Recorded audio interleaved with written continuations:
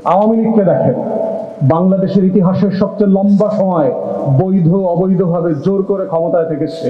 সেই দলের নেতারা আজকে পালায়ে সীমান্তে লুঙ্গি পরে পালাইছে। এটা হচ্ছে ইটস অ্যাবাউট পলিটিক্যাল হিস্ট্রি। তারা এখনো 91 ফ্রেম দিয়ে 106 কোড নাম্বার ব্যবহার করছেন। বাংলাদেশ 91-তে 2001-এ নাই, যেটা 2025। রাজনৈতিক দলগুলোর মধ্যে ব্যাপক ভিত্তিক পরামর্শ এবং সেশনের পরে সেশন হওয়াটা যেমন ঐতিহাসিক ছিল, জুলাই সনদের যেই জায়গাতে এসে আমরা দাঁড়িয়েছি স্বাক্ষরবিহীন অবস্থায়ও কিন্তু ইটস এ ন্যাশনাল কমিটমেন্ট।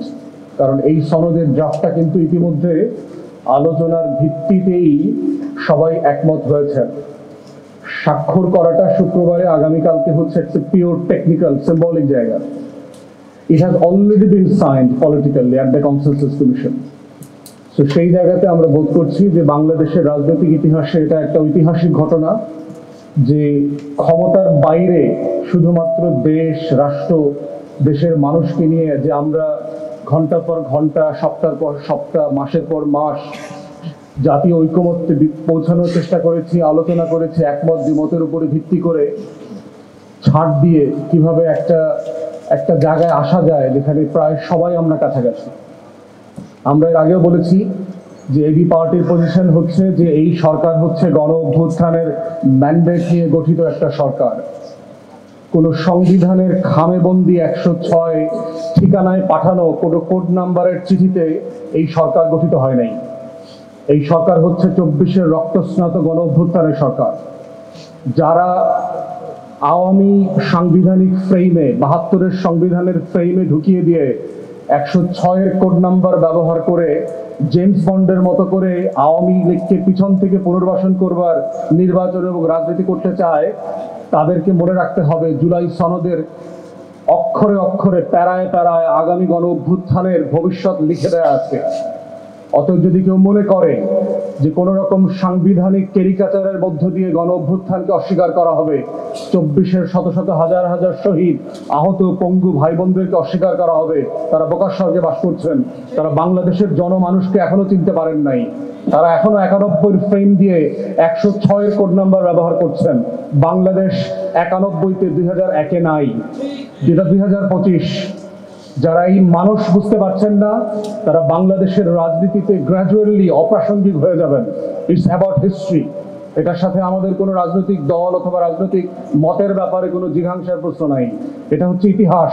শুধু মুসলিম লীগের ইতিহাস দেখেন, একটা দল 2টা রাষ্ট্র বানিয়েছে ব্রিটিশ বিরোধী আন্দোলনের জায়গা থেকে।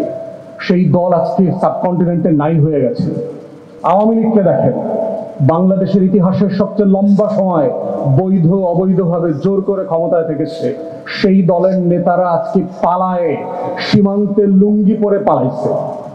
এটা হচ্ছে ইটস অ্যাবাউট পলিটিক্যাল হিস্ট্রি। যদি আপনি জনগণকে বুঝতে না পারেন, জনগণের মানুষ বুঝতে না পারেন, জনগণের যে পরিবর্তিত চরিত্র বুঝতে না পারেন, 6 কোটি তরুণদের আকাঙ্ক্ষা বুঝতে না পারেন, তাহলে বাংলাদেশের রাজনীতিতে সে যত বড় রাজনৈতিক দল হোক না কেন, সে নাই হয়ে যাবে।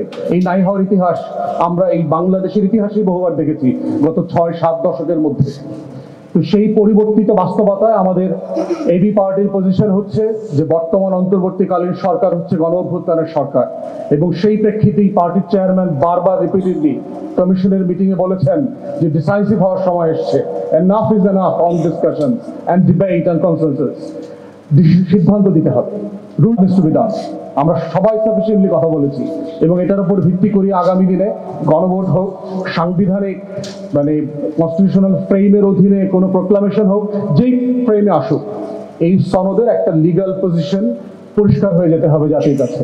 এবং তা হলে যত দেরি এটাতে হবে, তত বেশি হচ্ছে জাতীয় নির্বাচনের যে চ্যালেঞ্জগুলো আছে সেগুলো মোকাবেলা করার জন্য আমাদের জন্য ঝুঁকিপূর্ণ হয়ে যাবে।